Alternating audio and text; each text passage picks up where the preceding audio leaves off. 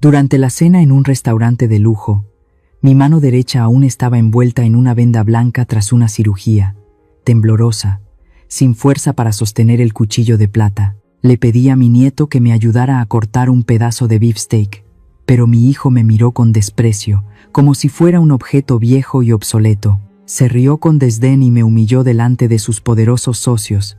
Mamá, en esta sociedad tan realista, quien no genera valor es simplemente un inútil, y los inútiles no merecen comer bien. Me estás haciendo quedar en ridículo. Las risas burlonas de mi nuera y de los presentes retumbaron como una bofetada, y en ese momento sentí que me abandonaban en medio de la multitud. La historia que estoy por contar revelará la aterradora verdad detrás de toda esa riqueza de la que mi hijo siempre se ha jactado. Yo soy doña Elena. El aire del restaurante olía a lavanda y a dinero viejo. Era una mezcla embriagadora que solía encantarme. Pero esa noche, ese aroma solo me revolvía el estómago. Estábamos en el salón privado del Le Ciel, el lugar más exclusivo de la ciudad, celebrando el nuevo contrato que mi hijo Carlos acababa de firmar. O mejor dicho, el contrato que yo le conseguí con mis viejos contactos, aunque él prefiera creer que fue su encanto de tiburón empresarial. Miré mi plato. Allí estaba, un trozo de filete mignon, cocinado a la perfección, jugoso y humeante. Se veía delicioso. Sin embargo, para mí, en ese momento, no era comida. Era un obstáculo, un muro insalvable. Bajé la vista hacia mi mano derecha. Todavía estaba envuelta en vendas blancas, hinchada y palpitante tras la cirugía de la semana pasada. Los dedos me temblaban levemente. No por miedo, sino por ese dolor sordo que te cala hasta los huesos cuando los nervios están recién remendados. Intenté levantar el cuchillo. Mis dedos se cerraron alrededor del mango de plata, pero no tenían fuerza. El metal resbaló. El cuchillo golpeó el plato de porcelana con un sonido agudo que cortó las risas de la mesa como si fuera una navaja. Nadie se movió para ayudarme. Nadie preguntó si estaba bien. A mi lado estaba Luis, mi nieto de 17 años. Mi niño, el mismo al que yo le cortaba la carne en trocitos pequeños cuando era un bebé, soplándole para que no se quemara la lengua. Ahora, él estaba sumergido en la pantalla de su celular, moviendo los dedos con una agilidad que yo envidiaba, matando monstruos virtuales mientras ignoraba a su abuela real. Me acerqué un poco a él, tragándome la vergüenza. Luis, mi vida, susurré, tratando de no llamar la atención de los socios de mi hijo. ¿Podrías hacerme un favor? La mano me duele mucho hoy. ¿Me ayudas a cortar la carne, por favor? Luis ni siquiera levantó la cabeza. Solo hizo un gesto brusco con el hombro, como si se quitara una mosca molesta. Ay, abuela, espérate. Estoy en una partida importante. No me molestes ahorita. Sentí un frío en el pecho. No era el aire acondicionado. Antes de que pudiera insistir, escuché la risa tintineante de Sofía, mi nuera. Ella estaba al otro lado de la mesa, con una copa de vino tinto en la mano y esa sonrisa que nunca llegaba a sus ojos. «Ay, Elena, por Dios», dijo ella, arrastrando las palabras con ese tono burlón que usa cuando cree que es graciosa. «Ya estás grandecita, ¿no? Qué afán de querer llamar la atención. Si no puedes comer sola, hubieras pedido una sopa o un puré de papas, como los bebés». Las esposas de los socios de Carlos soltaron unas risitas nerviosas. Sofía siguió bebiendo, satisfecha con su chiste. Yo bajé la mirada. Sentí cómo la sangre se me subía a las mejillas. Intenté de nuevo. Agarré el tenedor con la mano izquierda y el cuchillo con la derecha, haciendo fuerza, mordiéndome el labio por el dolor. El cuchillo resbaló otra vez, y esta vez, con más fuerza. Clang. El ruido fue estruendoso. Un silencio sepulcral cayó sobre la mesa. Carlos, que estaba presidiendo la mesa como un rey en su trono, dejó su copa con un golpe seco. Su rostro, que segundos antes estaba rojo de orgullo y alcohol, ahora estaba pálido de ira. Se levantó de su silla. Su sombra se proyectó sobre mí, inmensa y amenazante. «Mamá, ya basta». El grito resonó en todo el restaurante. Los meseros se detuvieron. Las otras mesas voltearon. Carlos me miraba con un desprecio que nunca antes había visto. No eran los ojos de mi hijo, eran los ojos de un extraño que miraba algo sucio en su zapato. ¿Es que no puedes comportarte ni una sola noche?, me gritó, señalándome con el dedo. Estoy aquí cerrando tratos millonarios, y tú haciendo el ridículo con un estúpido pedazo de carne. Me estás avergonzando frente a todos. Sentí que me encogía en la silla. Quise explicarle. Quise decirle: hijo, me duele.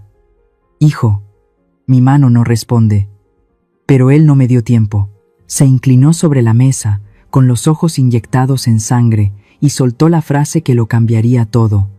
La frase que rompió algo dentro de mí que ninguna cirugía podría arreglar. Escúchame bien. En esta sociedad, en este mundo real, el que no produce valor es un inútil. Y los inútiles no merecen comer bien. Si no sirves ni para cortar tu propia comida, entonces no deberías estar sentada en esta mesa. Un silencio absoluto. Miré a Luis. Seguía en su celular. Miré a Sofía. Estaba retocándose el labial, indiferente. Miré a los socios. Miraban sus platos, incómodos pero callados. Nadie dijo nada. Nadie me defendió. En ese momento, el dolor de mi mano desapareció. Fue reemplazado por algo más frío, más duro. Sentí como mi corazón, ese corazón de madre que siempre había sido blando y cálido, se convertía en una piedra de hielo. No lloré. Las mujeres de mi familia no lloramos cuando nos humillan. Nos levantamos. Lentamente, muy lentamente, puse la servilleta de lino sobre la mesa. Me puse de pie.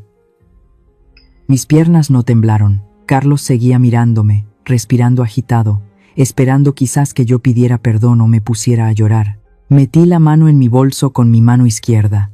Saqué las llaves de la camioneta blindada. Esa camioneta que yo compré, que yo pagué, y que él conducía como si fuera suya. Las dejé caer sobre el mantel blanco.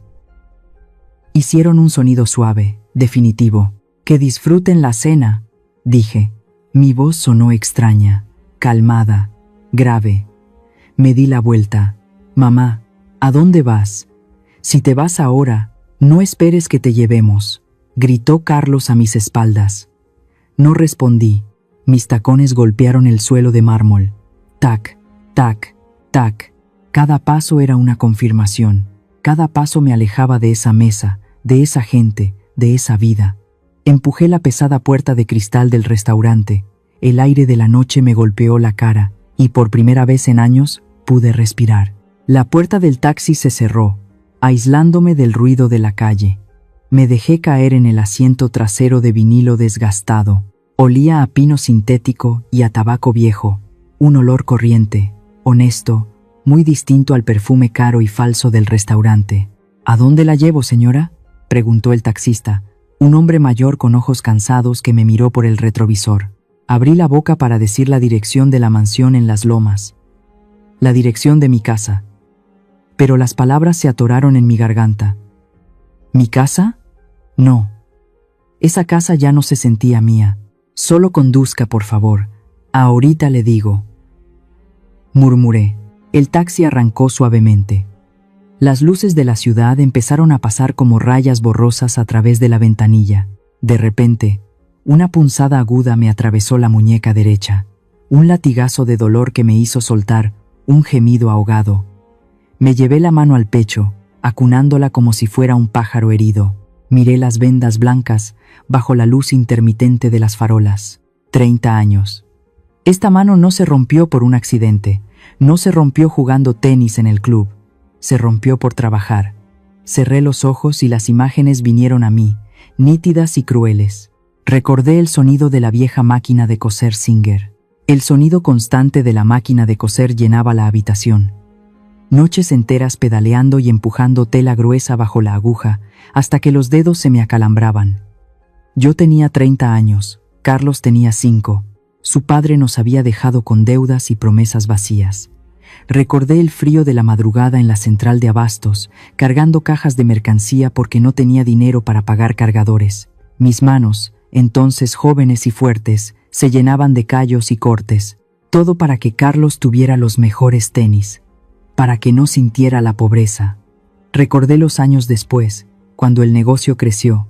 Ya no era costura, era la computadora. Miles de correos, contratos, negociaciones. Tecleando hasta las 3 de la mañana, con la muñeca ardiendo, ignorando el aviso del médico sobre el túnel carpiano. Todo para pagar la universidad privada de Carlos.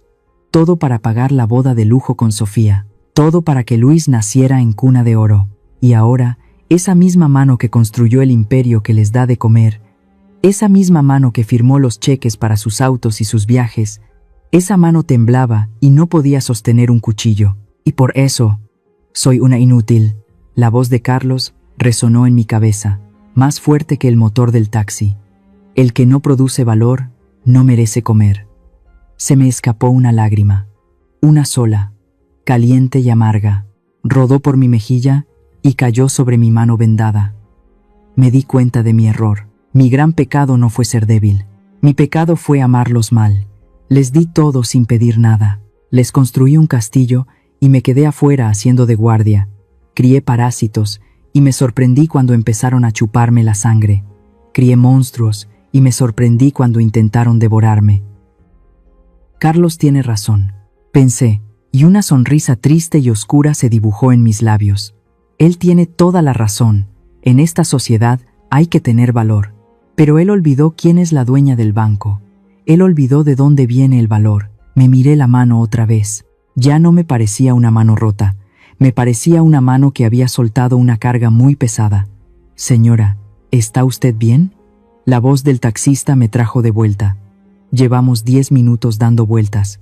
¿A dónde vamos? Me sequé la lágrima con firmeza. Me acomodé el saco sobre los hombros. El dolor de la muñeca seguía ahí, pero el dolor del alma se había transformado en algo diferente. En combustible. No voy a ir a casa, dije, con una voz clara y fuerte que me sorprendió incluso a mí misma. Lléveme al Hotel Gran Emperador. Al centro. El taxista asintió y cambió de carril. Miré por la ventana. Ya no veía a una anciana triste reflejada en el vidrio. Veía a Elena, la Elena que levantó una empresa de la nada, la Elena que no necesita que nadie le corte la carne, porque ella es la que compra la vaca entera. Saqué mi teléfono del bolso. Estaba apagado. Lo encendí solo un segundo para ver la hora, las 11:30 de la noche.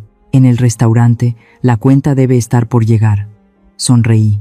Carlos, hijo mío, espero que hayas disfrutado el filete, porque va a ser el más caro de tu vida.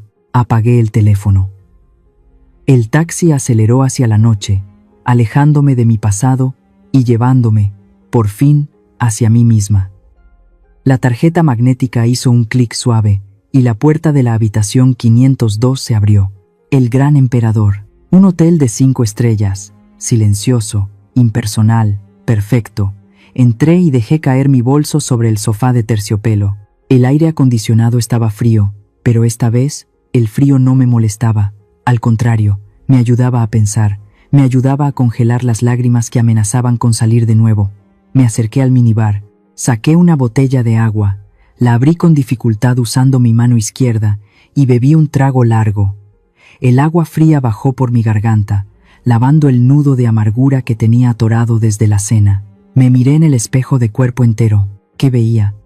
Ya no veía a la madre abnegada que soportaba los gritos de su hijo para no causar un escándalo. Veía a Elena.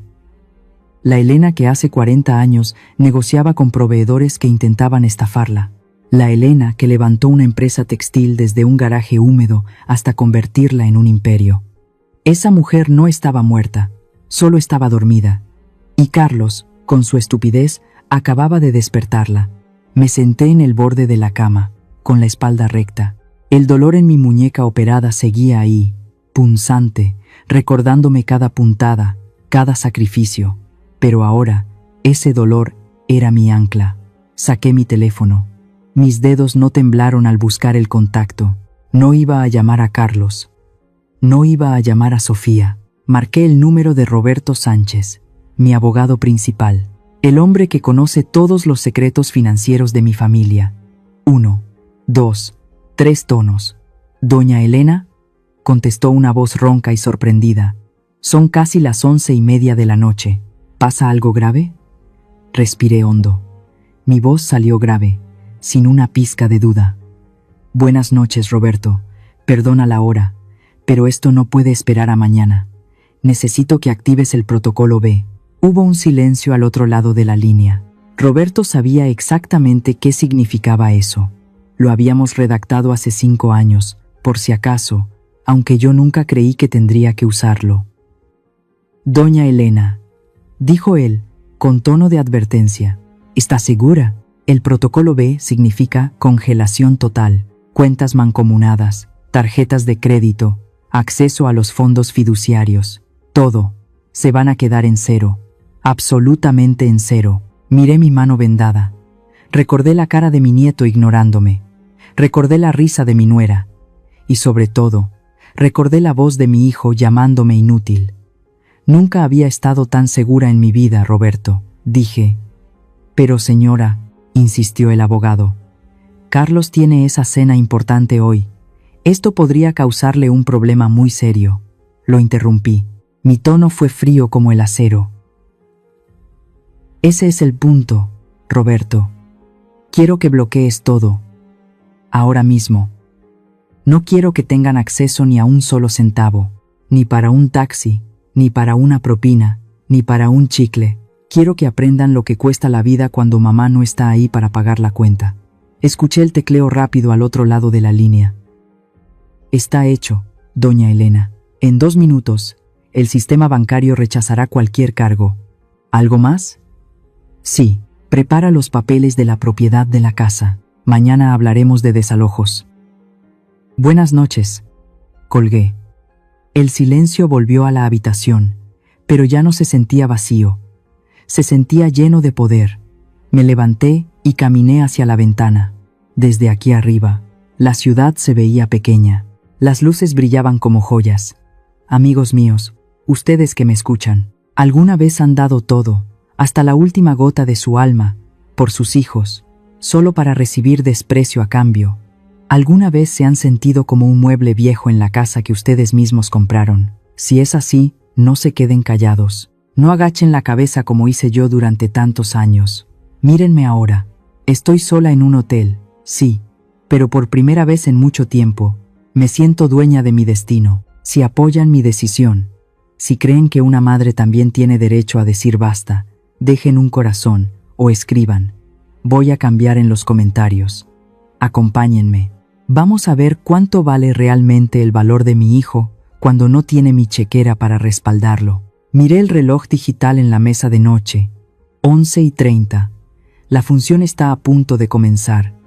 Me acomodé en el sillón de lectura, con una taza de té de manzanilla humeante en la mano izquierda. La habitación estaba en penumbra, solo iluminada por la luz suave de la lámpara de pie. Puse mi celular sobre la mesa de centro, con la pantalla hacia arriba. No necesitaba estar en el restaurante Le Ciel para saber lo que estaba pasando. La tecnología, esa que mi nieto dice que yo no entiendo, iba a ser mis ojos y mis oídos esta noche. Esperé. El té estaba caliente y reconfortante. Todo estaba en paz aquí. Pero allá, en la mesa VIP del restaurante, el infierno estaba a punto de desatarse. 11:32. El sonido de la notificación de mi banco rompió el silencio. La pantalla se iluminó. Leí el mensaje con una calma casi clínica. Alerta de seguridad. Transacción rechazada. Tarjeta terminación 4589. Titular: Carlos. Monto: $1.2 USD. Comercio: Restaurante Le Ciel. Motivo: fondos congelados. Sonreí levemente.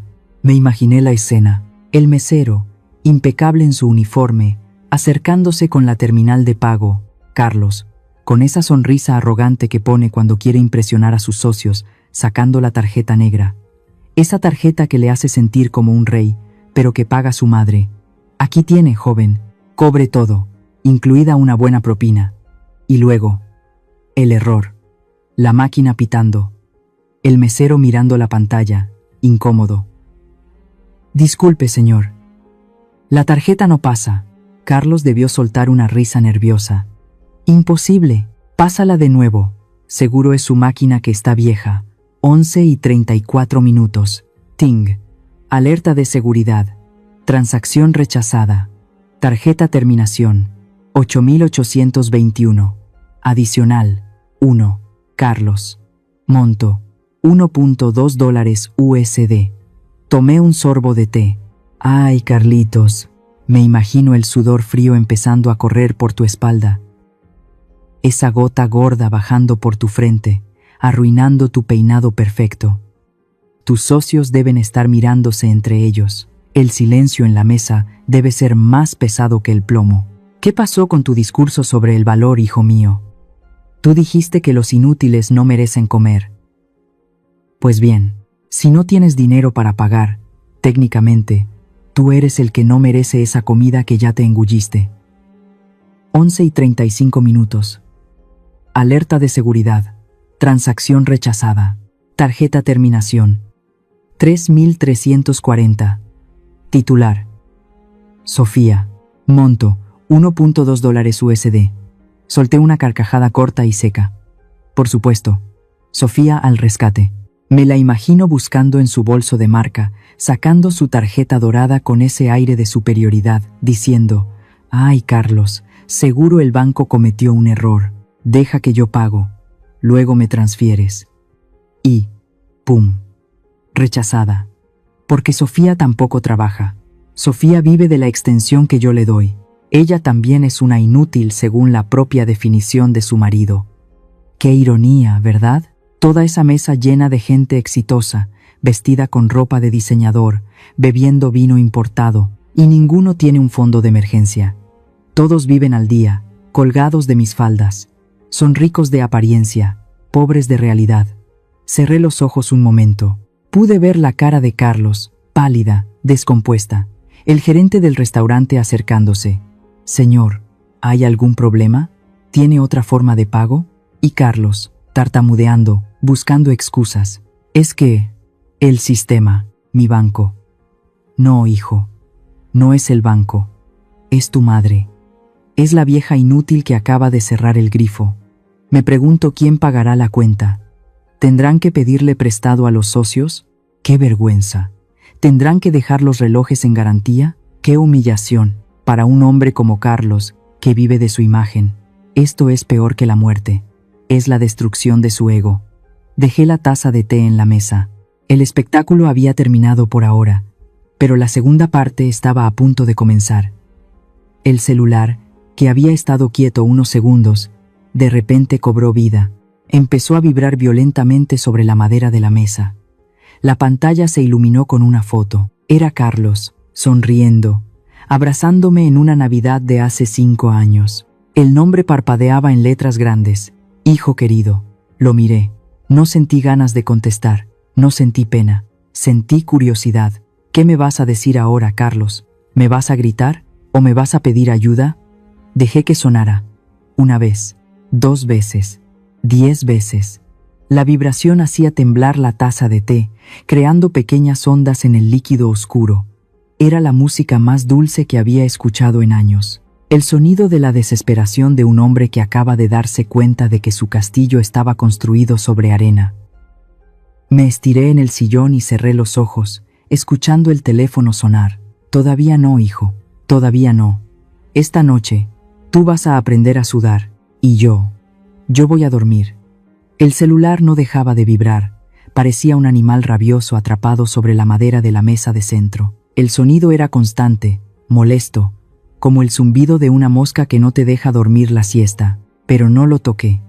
Me quedé allí, hundida en el sillón, mirando la pantalla iluminarse una y otra vez en la penumbra de la habitación.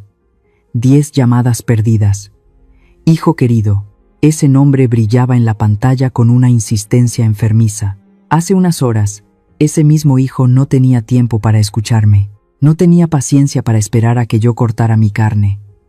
Ahora, de repente, parece que soy la persona más importante de su mundo. O mejor dicho, mi tarjeta de crédito es la persona más importante. La pantalla se apagó un segundo y volvió a encenderse. Esta vez no era una llamada, Era una cascada de mensajes. Me incliné un poco, ajustándome los lentes que colgaban de mi cuello, y leí las notificaciones sin desbloquear el teléfono. Los primeros mensajes eran puro veneno. La ira de Carlos, cruda y sin filtro. 11:40. ¿Qué te pasa, mamá? ¿Por qué no pasa la tarjeta? Contéstame. 11:41. Esto no es gracioso. Deja de jugar y desbloquea las cuentas. Los meseros me están mirando mal. 11:43. Maldita sea, Elena. Me estás haciendo quedar como un estúpido frente a los socios. Arregla esto ya. Sonreí con amargura. Ni siquiera un por favor. Ni siquiera un ¿estás bien? Solo órdenes. Como si yo fuera su empleada, su secretaria, su cajero automático personal. En su cabeza, el problema no es que me haya humillado. El problema es que yo me atreví a reaccionar. Para él, mi dignidad es un inconveniente técnico. El teléfono volvió a zumbar. Ahora era Sofía. 5 llamadas perdidas de mi nuera. Ah, Sofía, la mujer que siempre me mira por encima del hombro, criticando mis vestidos pasados de moda y mi forma de hablar. Leí sus mensajes. Su tono era diferente al de Carlos. Era esa mezcla de manipulación y chantaje emocional que se le da tan bien. Elena, por Dios, sé razonable. Carlos se va a infartar del coraje.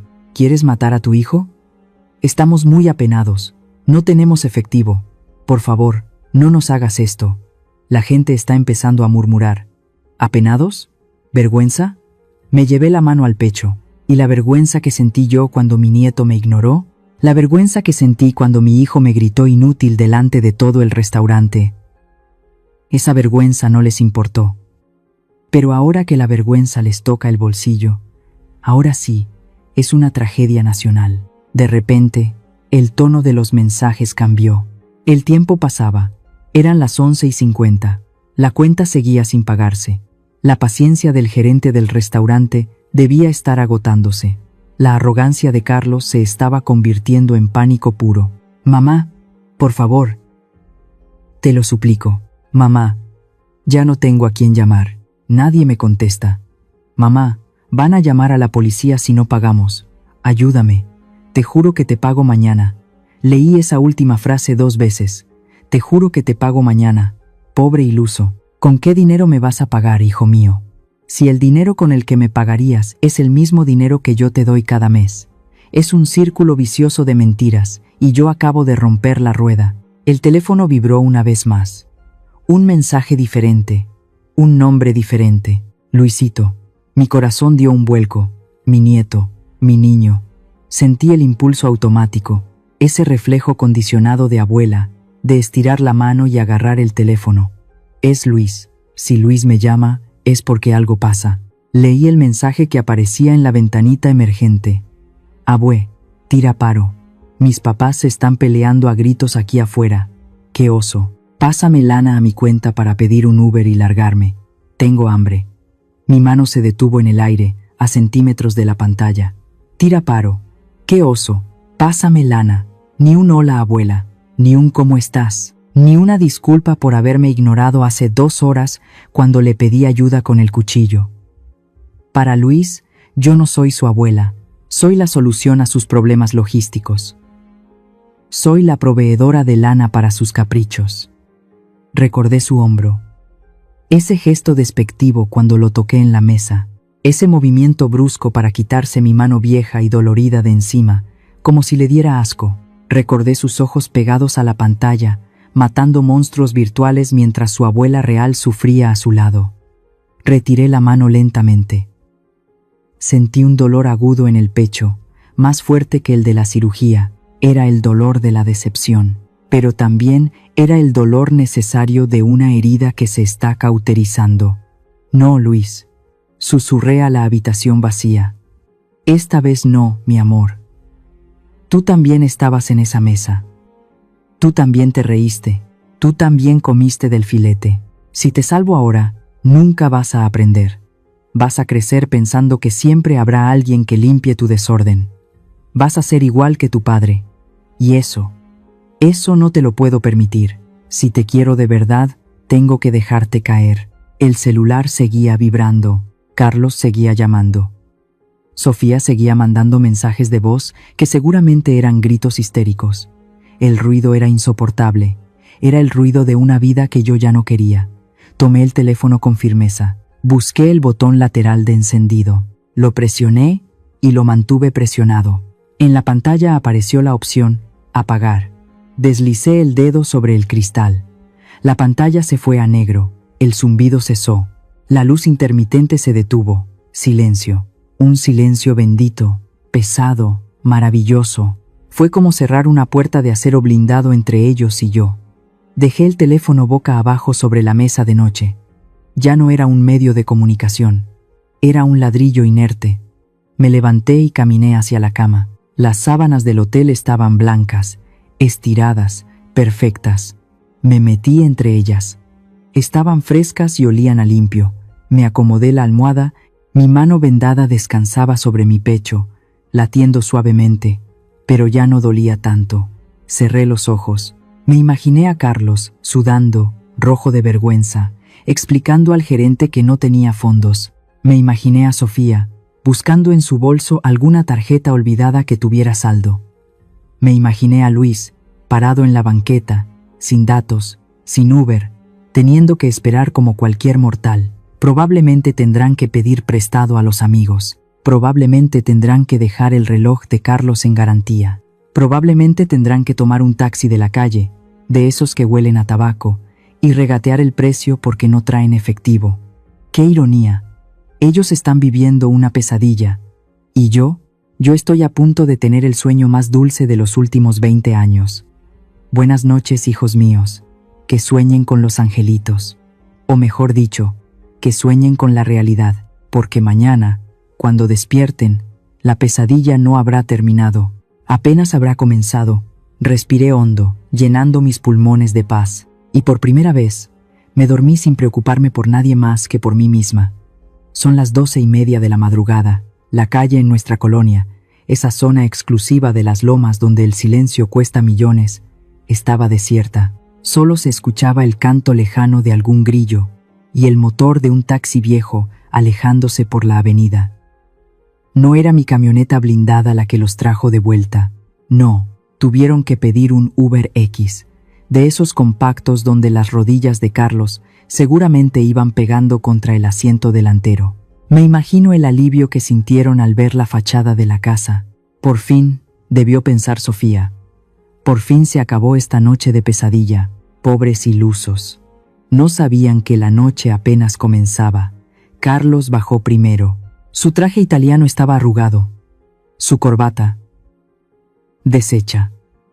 Ya no tenía ese aire de tiburón de los negocios que presumía en la cena.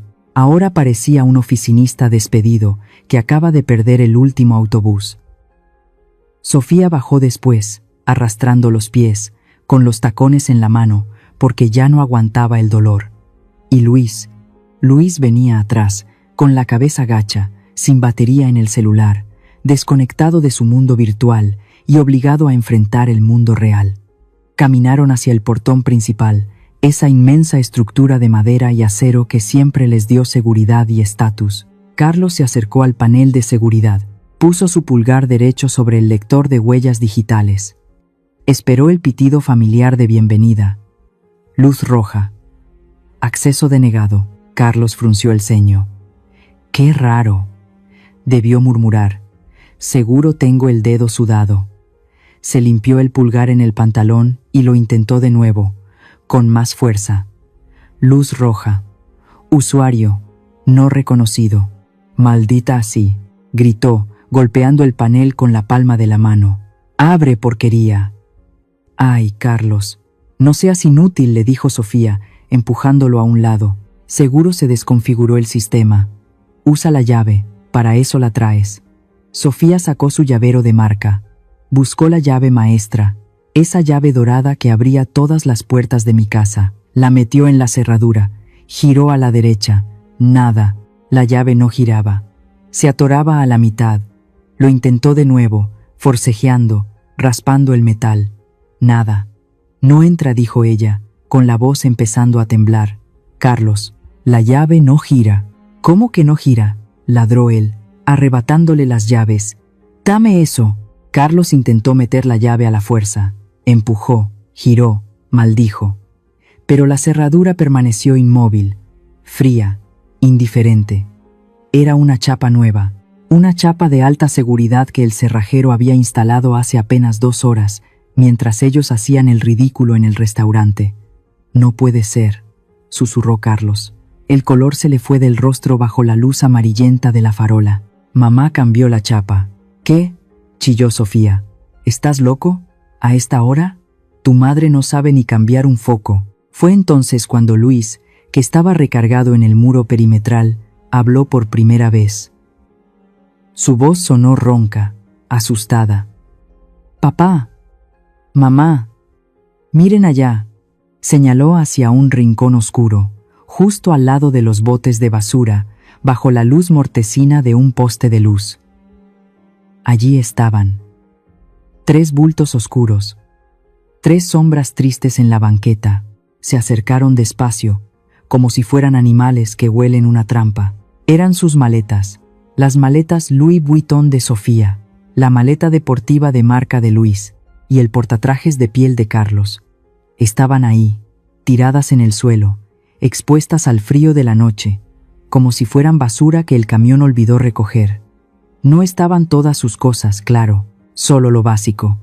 Ropa para unos días, lo suficiente para sobrevivir, pero no lo suficiente para vivir. «¿Qué significa esto?», gritó Sofía, llevándose las manos a la cabeza. «Mi ropa, mis bolsas, están en la calle». Carlos se quedó paralizado frente a su maleta. Había algo pegado en el asa de cuero, una hoja de papel bond, una simple hoja blanca, doblada a la mitad, pegada con cinta adhesiva barata. Se agachó y la arrancó. Sus manos temblaban tanto que apenas podía sostener el papel. La desdobló. Reconocí mi letra desde mi habitación de hotel, aunque no estuviera ahí para verla. Mi letra, un poco temblorosa por la cirugía, pero firme en su trazo, firme en su intención. Carlos leyó en voz alta. Su voz se quebró a la mitad, como un cristal pisado. «Hijo mío, hace unas horas, en el restaurante, dijiste algo muy sabio. Dijiste que en esta sociedad, el que no produce valor es un inútil, y que los inútiles no merecen comer bien. Tienes razón, pero te faltó agregar algo. Los inútiles tampoco merecen vivir gratis. Estas son sus cosas. La casa es mía, el dinero es mío, la comida es mía. Ustedes son 3 personas adultas y sanas. Usen ese valor del que tanto presumen para pagarse un techo esta noche. No intenten llamar, no intenten entrar. La policía tiene orden de arrestarlos por allanamiento si cruzan la reja. Bienvenido al mundo real, Carlos. Atentamente, tu madre. La inútil que pagaba todo». Carlos dejó caer la nota. El papel flotó suavemente hasta el suelo, aterrizando sobre la punta de sus zapatos italianos. Silencio. Un silencio absoluto, aterrador. Fue como si el mundo se hubiera detenido. La frase que él usó para humillarme, ahora era la sentencia que lo condenaba. De repente, la realidad los golpeó. No tenían casa, no tenían tarjetas, no tenían coche. Estaban parados en la calle, a la 1 de la mañana, con 3 maletas y el orgullo hecho pedazos. «Mamá», gritó Carlos, perdiendo el control. Se lanzó contra el portón y empezó a golpearlo con los puños. «Mamá, abre. Esto es ilegal. Soy tu hijo». «Señora Elena», chilló Sofía, uniéndose a los golpes. «Luis tiene frío.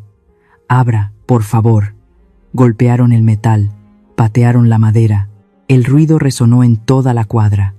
En la casa de enfrente, una luz se encendió, luego otra en la casa de al lado. Las cortinas se movieron. Los vecinos. Esos vecinos de bien ante los que Carlos siempre quiso aparentar ser el gran empresario, ahora lo veían como lo que realmente era. Un hombre desesperado, gritando afuera de su propia casa porque su mamá lo había echado. «¡Cállense!», susurró Luis, jalando a su padre del brazo. «Papá, ya, nos están viendo. ¡Qué vergüenza! Vámonos». Pero Carlos no escuchaba. Seguía golpeando, llorando de rabia, gritando insultos al aire, hasta que se le acabaron las fuerzas. Se dejó caer de rodillas frente al portón cerrado. Apoyó la frente contra el metal frío. Nadie abrió. La casa permaneció oscura, silenciosa, inexpugnable, como una fortaleza que finalmente ha cerrado sus puentes levadizos. Y ahí los dejamos. 3 figuras pequeñas bajo la inmensidad de la noche. Solos, sin mamá, y por primera vez en sus vidas, completamente responsables de su propio destino. Amaneció. La luz del sol entraba suavemente por los ventanales del vestíbulo del hotel. Yo estaba sentada en un sillón de piel, con una taza de café negro en la mesa. Por un segundo, solo por un segundo, mi corazón de madre tuvo una esperanza. Pensé, ya amaneció. La noche fue dura. Seguramente ya reflexionaron. Seguramente vienen a pedir perdón. Miré hacia la puerta giratoria. Y sí, allí venían. Carlos entró primero. Caminaba rápido, con los pasos pesados de un hombre que va a cobrar una deuda, no a pagar una culpa. Detrás de él venía Sofía, con esa cara de víctima que ensaya frente al espejo. Y al último, Luis, mi pobre nieto, arrastrando los pies, con la misma ropa de ayer, arrugada y sucia. Se acercaron a mi mesa. Yo dejé la taza de café, me acomodé el rebozo sobre los hombros y puse mi mano vendada sobre la mesa, bien visible. Esperé esa frase mágica. ¿Cómo estás, mamá? ¿Te duele la mano? Pero esa frase nunca llegó. ¡Mamá!, gritó Carlos, sin siquiera saludar. Hasta que te dignas a aparecer. ¿Tienes idea de la hora que es? Su voz retumbó en el vestíbulo elegante. La recepcionista levantó la vista, asustada.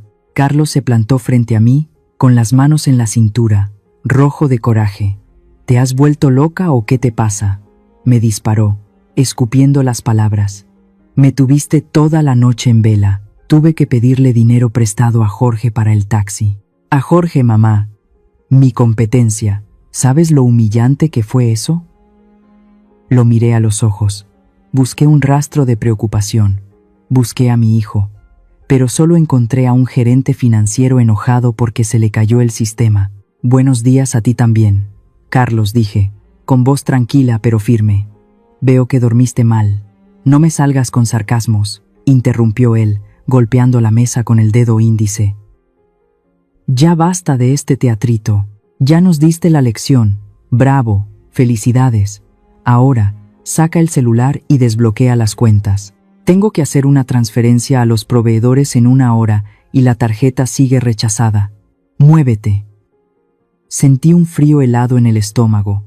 Ni una pregunta sobre mi salud, ni un ¿por qué te fuiste? Solo le importaba su transferencia, su imagen, su dinero. ¿Eso es todo lo que tienes que decirme?, pregunté, mirándolo fijamente. ¿No te importa que tu madre, una mujer de 65 años, haya pasado la noche sola en un hotel después de una cirugía? Carlos rodó los ojos, exasperado. Ay, mamá, por favor, ya estás grande. Deja de hacerte la mártir, bufó con desprecio.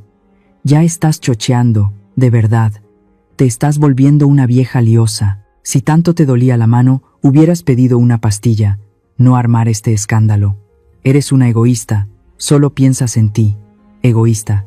La palabra se clavó en mi pecho como un puñal. Yo, que vendí mis joyas para pagar su maestría. Yo, que hipotequé mi casa para salvar su primer negocio. Yo soy la egoísta. Antes de que pudiera responder, Sofía entró en acción. Ella sabía que los gritos de Carlos no estaban funcionando, así que decidió usar su arma secreta. Empujó a Luis hacia adelante. El muchacho se veía fatal. Tenía ojeras, el pelo revuelto y cara de fastidio. «Ándale, Luisito», dijo Sofía con voz chillona y melosa. «Dile a tu abuela, dile por lo que estás pasando». Luis se rascó la cabeza y me miró con fastidio. «Abue, neta, qué mala onda», dijo, arrastrando la voz. «No tengo uniforme limpio, el chofer no pasó por mí. Voy a llegar tarde al colegio y mis amigos se van a burlar porque traigo la ropa de la fiesta. ¡Qué oso, abue!». Sofía se puso las manos en el pecho, fingiendo angustia. «¿Lo ves, Elena?», dijo ella, acusándome con la mirada. ¿Ves lo que provocas con tus berrinches de anciana? El niño está sufriendo. Él no tiene la culpa de que tú estés sensible. Se inclinó sobre la mesa, invadiendo mi espacio personal, y bajó la voz a un susurro venenoso. Si Luis reprueba, o si le hacen bullying en el colegio, porque va sucio y tarde, será culpa tuya, Elena. Solo tuya. ¿Quieres eso? ¿Quieres traumar a tu nieto por un capricho tuyo? Miré a Luis. Él no estaba sufriendo. Estaba molesto porque se le acabó la comodidad. Miré a Sofía. Ella no estaba preocupada por la educación de su hijo. Estaba preocupada por el qué dirán en el chat de mamás del colegio. Miré a Carlos. Él seguía revisando su reloj, impaciente, como si yo fuera un trámite burocrático que le quitaba tiempo. En ese momento, algo se rompió definitivamente dentro de mí. Ese hilo invisible de culpa que las madres siempre tenemos. Ese hilo que nos hace perdonar todo. Se cortó. ¡Zas! Se acabó. Ya no sentí tristeza. Sentí asco. Asco de ver en lo que se habían convertido. Asco de ver que para ellos yo no era una persona. Yo era una cuenta bancaria con patas. Yo era un cajero automático que se había tragado la tarjeta. Me levanté despacio. Agarré mi bastón, aunque no lo necesitaba tanto, pero me daba porte, me daba autoridad. Ellos se callaron, esperando que yo sacara el teléfono y desbloqueara todo, esperando que la abuela buena cediera ante el chantaje emocional del nieto. Tienen razón, dije. Mi voz sonó seca, como el desierto. Los ojos de Carlos brillaron. ¿Ves? Sabía que entrarías en razón. Ándale, desbloquea. Tienen razón, repetí. Luis no tiene la culpa. Hice una pausa dramática. La culpa es mía. Por haber criado a un hijo inútil que no sabe lavarle el uniforme a su propio hijo, y por haber permitido que una nuera vividora crea que la educación de su hijo depende de la abuela y no de la madre. La sonrisa de Carlos se congeló. La boca de Sofía se abrió en una O perfecta. Escúchenme bien, dije, levantando mi mano vendada para que la vieran bien. Esta mano ya no firma cheques. Esta mano ya no lava culpas. Y esta abuela ya no existe para ustedes hasta que aprendan a ser seres humanos. Pero mamá, gritó Carlos, dando un paso hacia mí. Levanté la palma de mi mano izquierda, alto. Ni una palabra más. Si quieren dinero, trabajen. Si quieren ropa limpia, laven. Y si quieren respeto, gánenselo. Me di la vuelta. Ah, y Carlos, dije sin mirarlo, no te preocupes por la transferencia de los proveedores. Ya me encargué de eso. Pero no te va a gustar cómo lo hice. Empecé a caminar hacia el elevador, dejándolos plantados en medio del vestíbulo.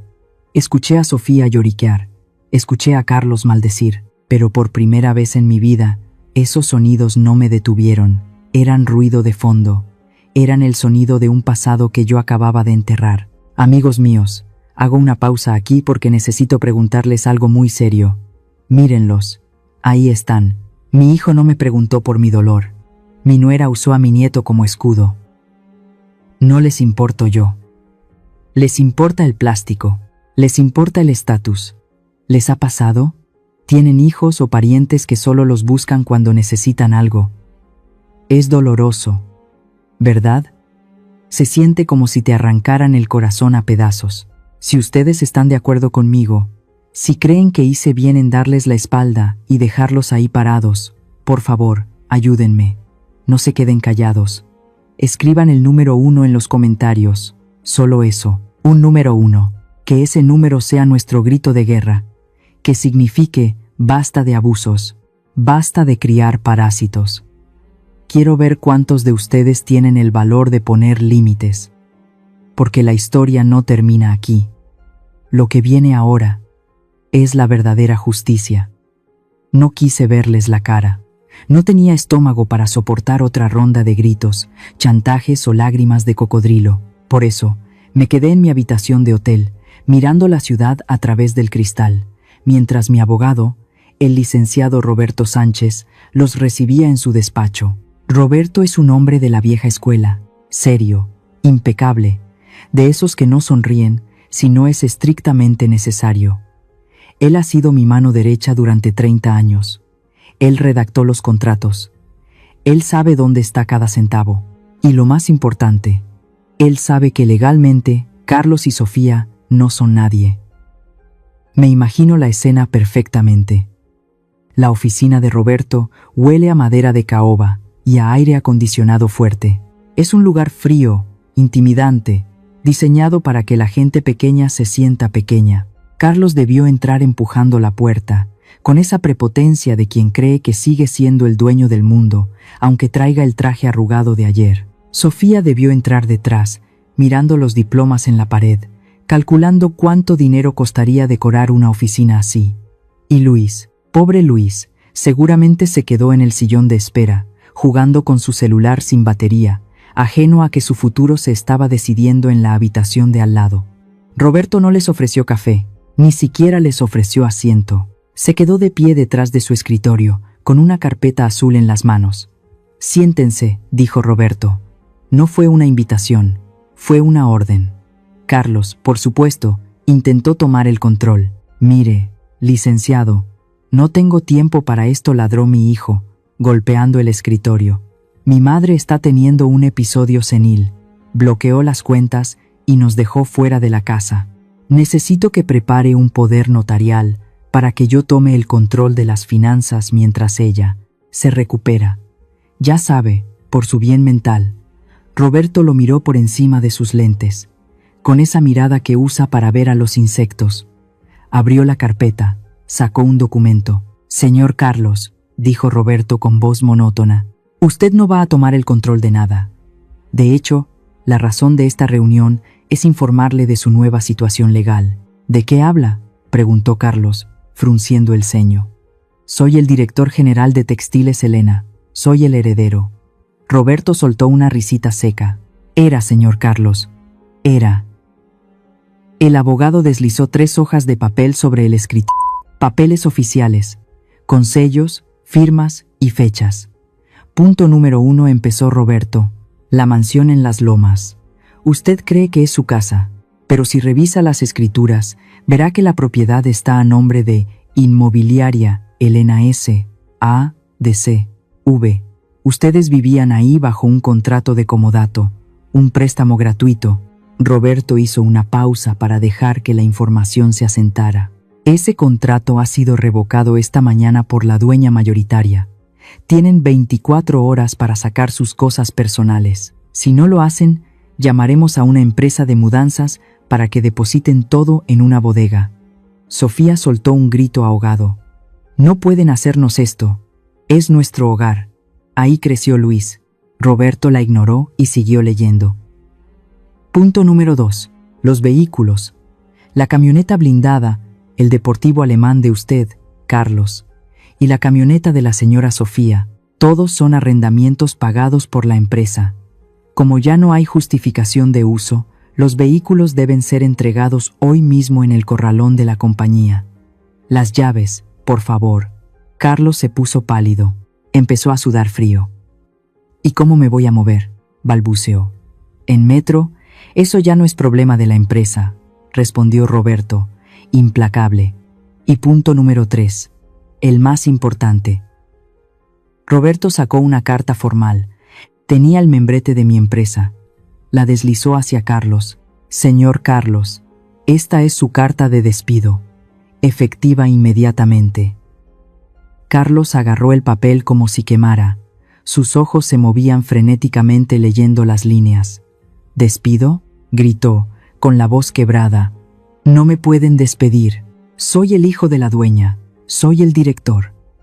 «Usted era un empleado de confianza», corrigió Roberto, «y ha violado la cláusula 45 del Código de Ética de la empresa. Cualquier conducta que dañe la reputación de la fundadora o de la marca es motivo de rescisión inmediata». Roberto se inclinó hacia adelante. Gritarle a la dueña fundadora en un restaurante público, llamarla inútil frente a socios comerciales y humillarla. Eso, señor Carlos, es una falta grave, muy grave. «Es mi madre», rugió Carlos. «Es un pleito familiar. Para la ley, Es una agresión verbal contra la presidenta del consejo, sentenció el abogado. Está fuera, sin indemnización, sin liquidación y, por supuesto, sin acceso a las cuentas corporativas. El silencio que siguió debió ser ensordecedor. El castillo de arena se había derrumbado. La casa, los coches, el puesto, el dinero. Todo lo que Carlos creía que era suyo, en realidad era mío. Él nunca construyó nada. Él solo ocupó el espacio que yo le presté. La reacción de Carlos fue la de un niño malcriado al que le quitan su juguete. La rabia le subió por el cuello. La cara se le puso morada. Agarró la carta de despido y la rompió en 2. Ras, luego en 4. Ras, has. Tiró los pedazos al suelo y empezó a patalear. «Esa vieja está loca», gritó, fuera de sí. «La voy a declarar interdicta. Voy a decir que tiene demencia. No me puede hacer esto a mí. Yo soy quien manda. Yo soy el que tiene el valor». Sofía lloraba en una esquina, no por mí, sino por su camioneta. «Carlos, haz algo», chillaba ella. «No voy a andar en camión». Roberto, con toda la calma del mundo, presionó un botón rojo en su teléfono de escritorio. 2 segundos después, la puerta se abrió. Entraron 2 guardias de seguridad. Tipos grandes, serios, de esos que no hacen preguntas. «Señores», dijo Roberto, señalando a mi hijo y a mi nuera, «estas personas están alterando el orden y ya no tienen asuntos que tratar aquí. Por favor, acompáñenlos a la salida». «No me toques», gritó Carlos cuando un guardia le agarró el brazo. «¿Sabes quién soy? Soy el jefe». «Ya no, señor», dijo el guardia con voz grave. «Camine, por favor, o tendremos que arrastrarlo». Y así, entre gritos, insultos y patadas al aire, sacaron a mi hijo de la oficina. Lo sacaron como a un delincuente. Lo sacaron como a un borracho que hace escándalo en una cantina. Roberto me llamó 5 minutos después. «Está hecho», doña Elena me dijo. Su voz sonaba un poco cansada. Fue desagradable. Rompió la carta. Amenazó con demandarla por demencia. «Que lo intente», respondí, mirando mi reflejo en la ventana. Me veía triste, sí, pero también me veía libre. Tengo los certificados médicos de mi cordura al día. «Gracias, Roberto». Colgué el teléfono. Me imaginé a Carlos en la banqueta, afuera del edificio corporativo. Sin trabajo, sin casa, sin coche, y lo peor de todo, sin mamá que le resuelva el problema. Se acabó la beca, hijo mío. Se acabó la vida prestada. Ahora vas a saber lo que se siente tener que ganarse el pan con el sudor de tu frente, y no con el sudor de la mía. Bienvenido al mundo de los inútiles que tienen que trabajar para sobrevivir. A ver si ahí afuera, en la calle, tu valor te alcanza para comprar un taco». Suspiré. Sentí una extraña mezcla de dolor y alivio, como cuando te quitan una muela podrida. Duele, sangra, pero sabes que el veneno ya no está en tu cuerpo. La lección ha comenzado, y esta vez no habrá recreo. Han pasado 2 semanas. 2 semanas desde que cerré la llave del dinero. 2 semanas desde que mis niños conocieron el mundo real. Ya no viven en las lomas. Por supuesto que no.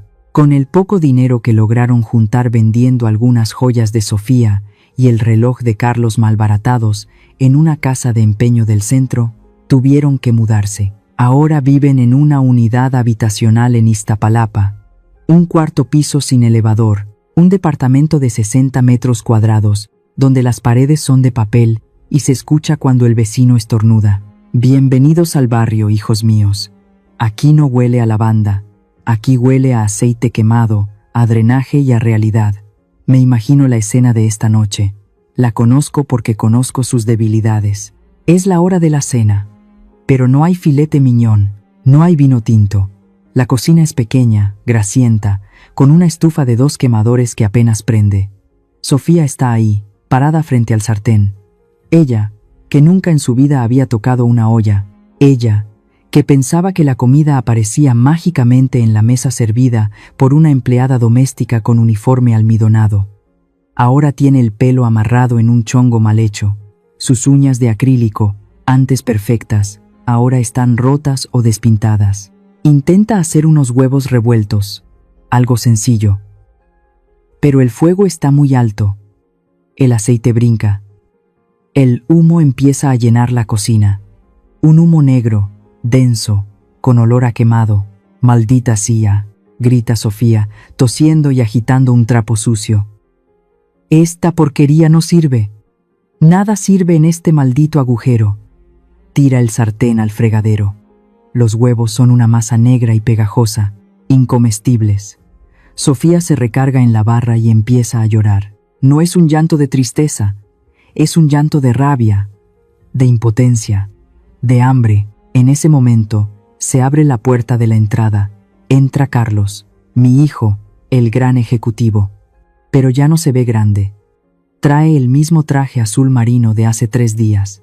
La camisa tiene una mancha de sudor en el cuello y otra de café en el pecho. Los zapatos italianos están llenos de polvo porque tuvo que caminar desde la estación del metro y luego subirse a una combi. Entra arrastrando los pies. Trae una carpeta bajo el brazo con su currículum impreso.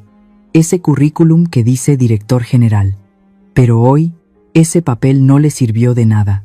«¿Qué hay de cenar?», pregunta Carlos, dejándose caer en el único sillón viejo que venía con el departamento. Su voz suena ronca, vencida. Sofía se da la vuelta. Sus ojos están rojos e hinchados. «¿Cenar?», le grita. «Se quemó. Todo se quemó. Como se quemó tu cerebro. Inútil». Carlos levanta la vista. Tiene la mirada de un perro apaleado, pero con los dientes todavía afilados. «No me hables así, Sofía. Vengo muerto. Caminé todo el día. Fui a 5 empresas. 5. ¿Y?», pregunta ella, con las manos en la cintura. «¿Te dieron la chamba? ¿Ya eres gerente otra vez?». Carlos baja la cabeza. Se talla la cara con las manos sucias. «No. Se rieron de mí». Hace una pausa dolorosa. «En la última entrevista, el de Recursos Humanos me dijo que mi nombre está quemado en la industria. Todos saben lo que pasó en el restaurante. Todos saben que insulté a mi madre. Nadie quiere contratar a un hombre que muerde la mano que le da de comer. Dicen que no tengo ética». Sofía suelta una carcajada histérica, una risa que da miedo. «Ay, por favor, ética, lo que no tienes son pantalones». Se acerca a él, señalándolo con el dedo, ese dedo sin manicura que ahora parece una garra. «Mírate, Carlos, mírate bien. Me prometiste una vida de reina, me dijiste que eras un genio de los negocios, y resulta que no eres nada. Eres un fraude. Todo lo que teníamos era de tu madre. El genio era ella. Tú solo eras el niño bonito que firmaba los papeles». «Cállate», advierte Carlos, poniéndose de pie. Su cara empieza a ponerse roja, como aquella noche en el restaurante. «No me callo», grita ella, empujándolo. «Eres un mantenido, un hijito de mami, un parásito que no sabe hacer nada si no tiene a Elena detrás limpiándole los mocos. Eres un bueno para nada, un inútil», la palabra prohibida. Inútil, la misma palabra que él usó contra mí. Ahora se la escupen a él en la cara. Y duele. Vaya que duele. Carlos no lo soportó.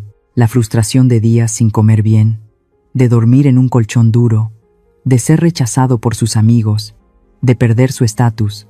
Todo explotó en un segundo. El sonido fue seco, duro. Carlos le soltó una cachetada a Sofía. La mano abierta impactó contra la mejilla de su esposa. La cabeza de Sofía giró violentamente. Se tropezó y cayó al suelo, sobre el linóleo barato. Silencio. Un silencio terrible, mucho peor que los gritos. Carlos se quedó mirando su mano, temblando. Esa mano que antes solo firmaba cheques, ahora golpeaba a la madre de su hijo. Sofía se llevó la mano a la cara, con los ojos abiertos de par en par, sin poder creerlo. La familia perfecta, la pareja de portada de revista, ahora eran esto, 2 fieras heridas atacándose en una jaula sucia. Y entonces escucharon el ruido, un sollozo ahogado. En la esquina de la sala, sentado en el suelo, abrazando sus rodillas, estaba Luis, mi nieto. Había visto todo. Había visto los huevos quemados. Había escuchado los insultos. Había visto a su padre golpear a su madre. Luis no tenía su celular.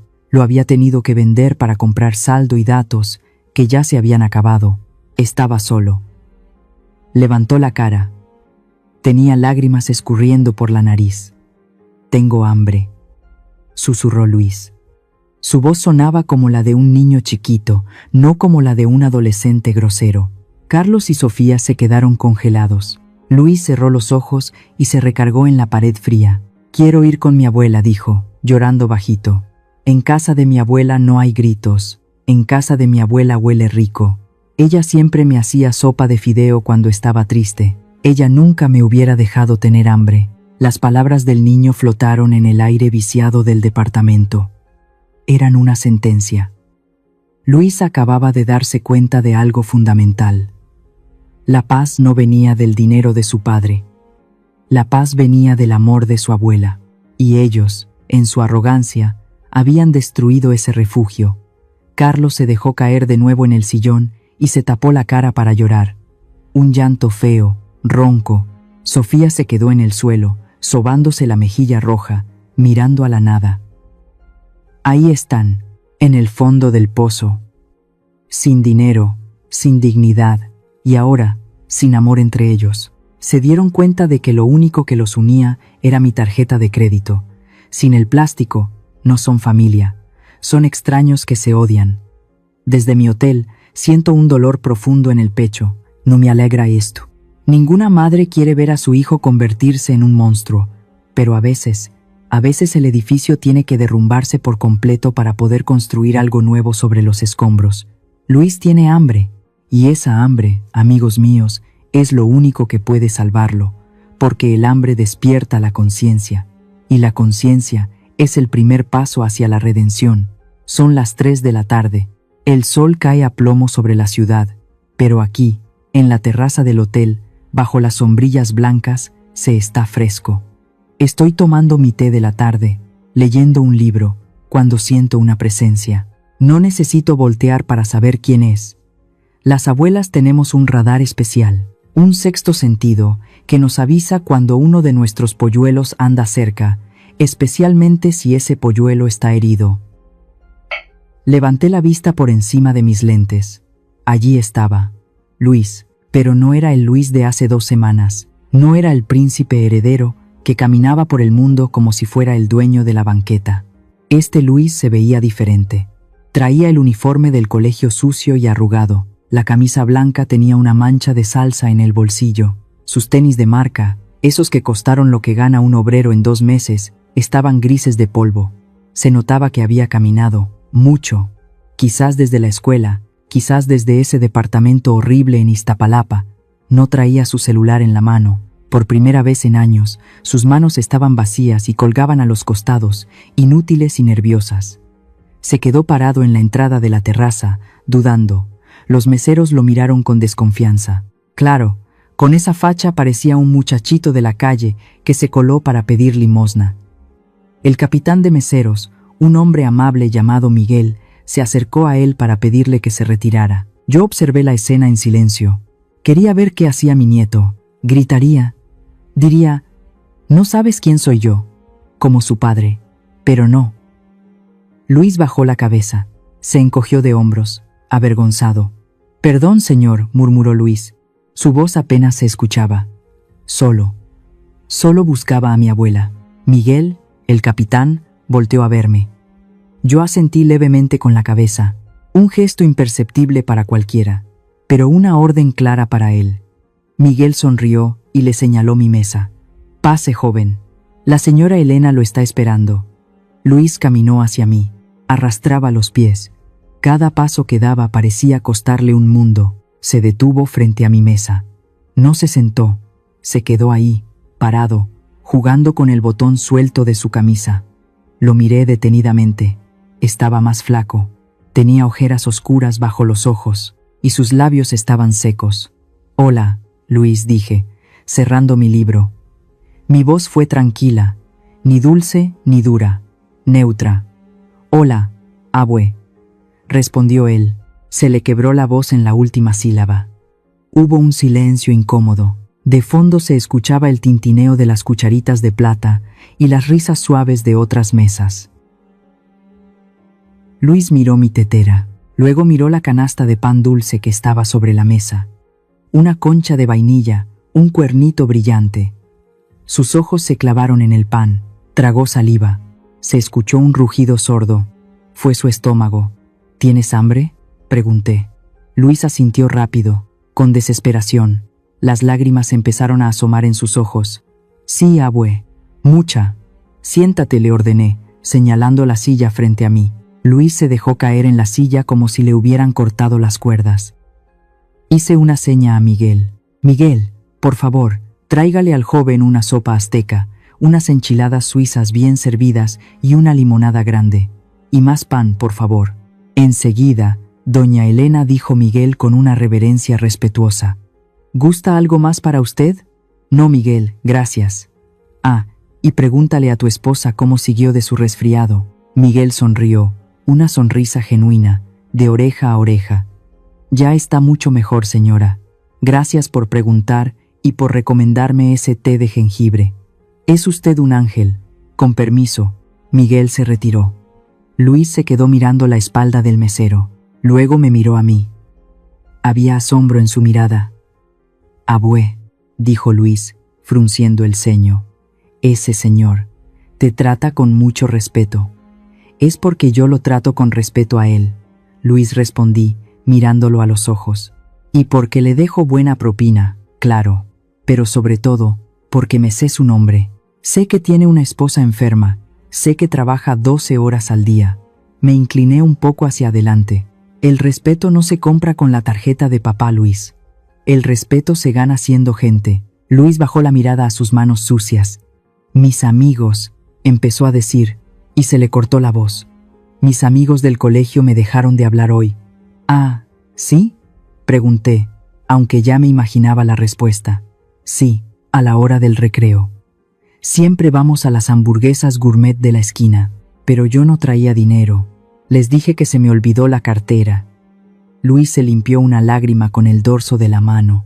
Me dijeron, pinche jodido. Me dijeron que si no tenía para invitar las cocas, mejor no me juntara con ellos. Se fueron y me dejaron solo en el patio.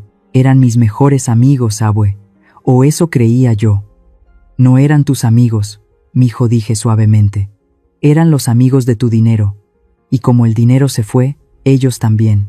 Es una lección dura, pero es mejor aprenderla a los 17 que a los 40, como le está pasando a tu papá. En ese momento, llegó la comida. El olor a salsa verde, queso gratinado y tortilla caliente llenó el aire. Luis no esperó. Agarró el tenedor y empezó a comer, con una ansiedad que me partió el alma. Comía como si no hubiera probado bocado en días. Se metía trozos grandes a la boca, casi sin masticar. Se manchó la barbilla de salsa. No le importó. Yo lo dejé comer. Le serví limonada. Le acerqué el pan. Cuando terminó la mitad del plato, bajó el ritmo. Suspiró. Tomó un trago largo de limonada y me miró. Esta vez, su mirada era diferente. Ya no había arrogancia. Ya no había el niño malcriado del celular. Había un niño asustado que acababa de encontrar un refugio. Abue, dijo, con la voz temblorosa. ¿Qué pasa, hijo? Luis soltó el tenedor, se tapó la cara con las manos y empezó a llorar. Pero no era el llanto berrinchudo de hace 2 semanas. Era un llanto profundo, de arrepentimiento. Perdóname. Abue sollozó. Perdóname por ser tan gacho contigo. Perdóname por no cortarte la carne ese día. Fui un estúpido. Te juro que me arrepiento cada vez que me acuerdo. Me dijiste que tenía que aprender. Y ya aprendí. Tengo hambre, abue. Pero no solo de comida. Extraño tu casa. Extraño cuando nos contabas cuentos. Extraño cuando no éramos. Esto. Sentí un nudo en la garganta. Mi mano derecha, la operada, la que causó todo este problema, empezó a hormiguear. Estiré la mano y con un poco de esfuerzo le acaricié el pelo sucio y revuelto. Luis no se quitó. Al contrario, se inclinó hacia mi mano, como un gatito buscando calor. Agarró mi mano vendada con las suyas, con mucho cuidado, como si fuera de cristal. ¿Te duele mucho?, preguntó, mirando las vendas. A veces mentí. Ya casi no me dolía, pero quería ver su reacción. Yo Luis tragó saliva. Yo puedo aprender a cortar carne, abue. De verdad. Ya no me importa el celular. Lo vendí para comprar saldo, pero se acabó. Y no me importa. Prefiero estar aquí contigo. Sonreí. Una sonrisa verdadera, cálida, que me llegó hasta los ojos. Ahí estaba, el milagro. Mi nieto había regresado. El dinero lo había cegado, pero la necesidad le había devuelto la vista. Cómete todo, Luis, le dije, dándole unas palmaditas en la mejilla. Tienes que estar fuerte. ¿Me vas a dar dinero para llevar a la casa?, preguntó él, con un hilo de esperanza. Negué con la cabeza. No, mi amor. La cara de Luis se entristeció un poco, pero no se enojó. Entendió. Esta comida es para ti, porque tú tuviste el valor de venir, de pedir perdón y de reconocer tu error. Tu padre y tu madre todavía no llegan a ese punto. Ellos siguen culpándome a mí, siguen culpando al mundo. Tú ya diste el primer paso. Ven a comer conmigo cuando quieras. Aquí siempre habrá un plato caliente para ti. Pero dinero no te voy a dar, porque si te doy dinero, te quito la oportunidad de ser un hombre. Luis asintió lentamente. Limpió el plato con un pedazo de bolillo, saboreando hasta la última gota de salsa. Gracias, abue. La neta, gracias. Está más rico que el filete de ese restaurante fresa. Me reí. Claro que sí, mijo, porque esta comida tiene un ingrediente secreto. ¿Cuál?, preguntó él. Dignidad, respondí. Esta comida te la ganaste con humildad, y eso sabe mejor que cualquier caviar. Luis sonrió. Tenía salsa en la nariz. Le pasé una servilleta. Límpiate, chamaco cochino. Sí, abue. Miré hacia el cielo. El sol empezaba a bajar. Una batalla ganada. He recuperado a mi nieto. Ahora falta la batalla más difícil. Doblegar el orgullo de mi hijo. Pero viendo a Luis comer con tanta gratitud por primera vez en semanas, sentí que todo este dolor había valido la pena. Pasaron 3 meses. 3 meses desde que Luis vino a verme al hotel. Él siguió viniendo, cada semana, a comer conmigo. A veces me ayudaba a leer el periódico. Me contaba cómo le iba en el colegio nuevo, uno público, donde ahora sí tenía que estudiar. Luis estaba cambiando, pero Carlos y Sofía, ellos no daban señales de vida, ni una llamada, ni un mensaje, ni una disculpa. Creí que su orgullo era más grande que su necesidad. Me equivoqué. Su necesidad era más grande que su orgullo, pero su orgullo era tan inmenso que les impedía pedir ayuda. Hasta que la vida, o más bien, sus propias malas decisiones, los acorralaron.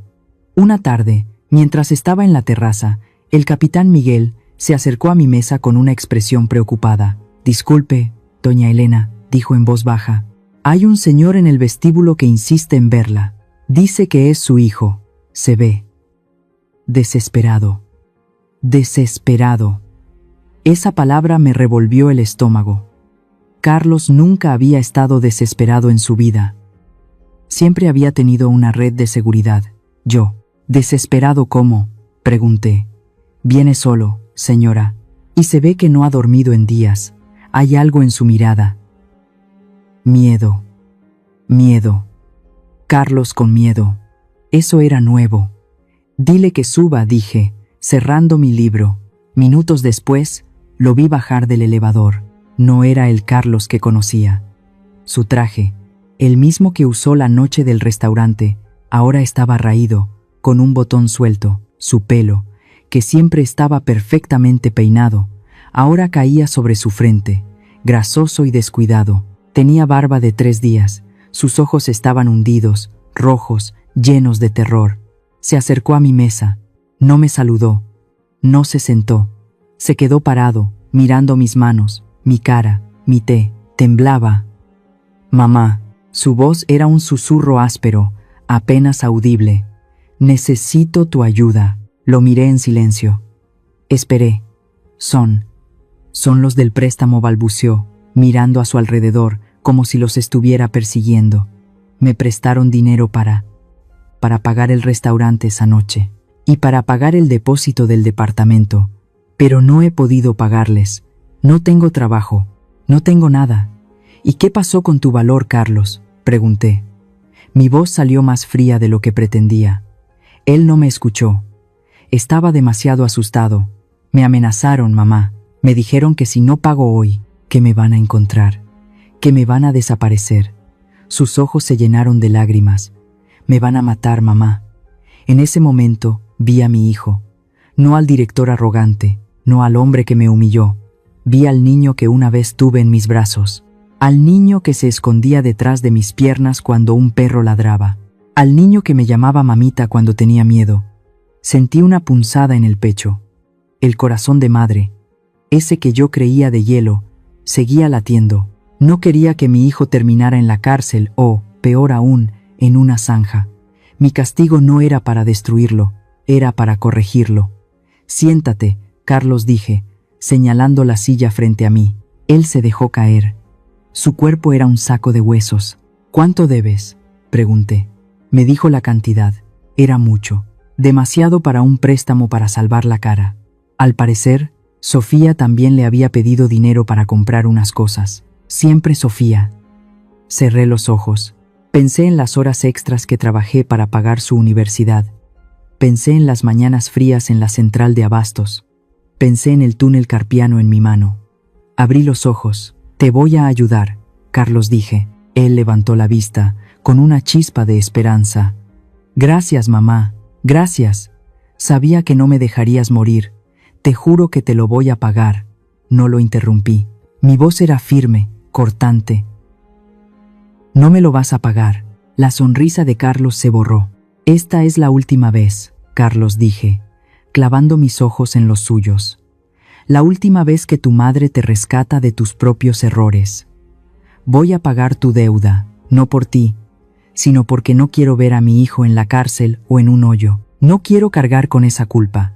Pero escucha bien, desde este momento, tú y yo estamos a mano. Sigo siendo tu madre, sí, pero la chequera se acabó. El colchón de mamá se acabó. De ahora en adelante, todo lo que tengas, te lo vas a ganar con tu propio esfuerzo. Si quieres un techo, trabájalo. Si quieres comida, cocínala. Si quieres respeto, gánatelo. No vas a volver a mi casa. No vas a volver a trabajar en mi empresa. No vas a tener acceso a nada de mi dinero. ¿Entendido? Carlos asintió, con la cabeza gacha, como un niño regañado. Sí, mamá. Entendido.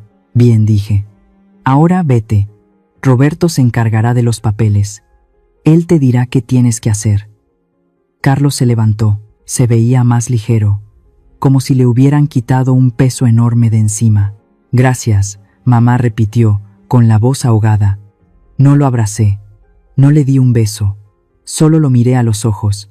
Necesitaba que entendiera que esto no era un perdón, sino un nuevo comienzo. Un comienzo duro, sin privilegios. Carlos se dio la vuelta y se fue. Lo vi alejarse por el vestíbulo, su figura encorvada, su paso lento. Ya no era el hombre que se creía el rey del mundo, era un hombre roto, pero con una oportunidad de reconstruirse. Y eso, para una madre, es el mejor regalo. Ha pasado un año desde que Carlos tocó fondo, un año desde que mi vida cambió por completo. Ya no vivo en hoteles, me mudé a una residencia para adultos mayores, de esas de lujo, con jardines hermosos, alberca climatizada y actividades para no aburrirse. Aquí tengo enfermeras atentas, chefs que cocinan delicioso y amigas con quienes compartir un buen café.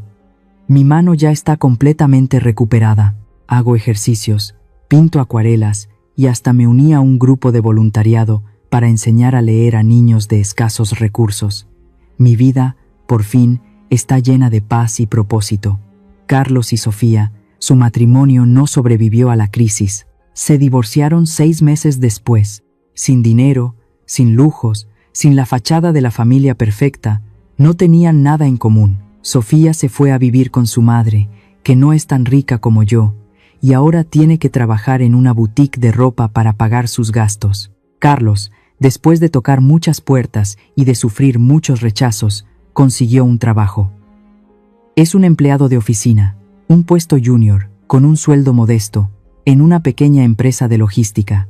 No tiene camioneta blindada, Va en transporte público. No tiene trajes de diseñador. Usa ropa sencilla, limpia. Pero, y esto es lo importante, ahora paga sus propias cuentas.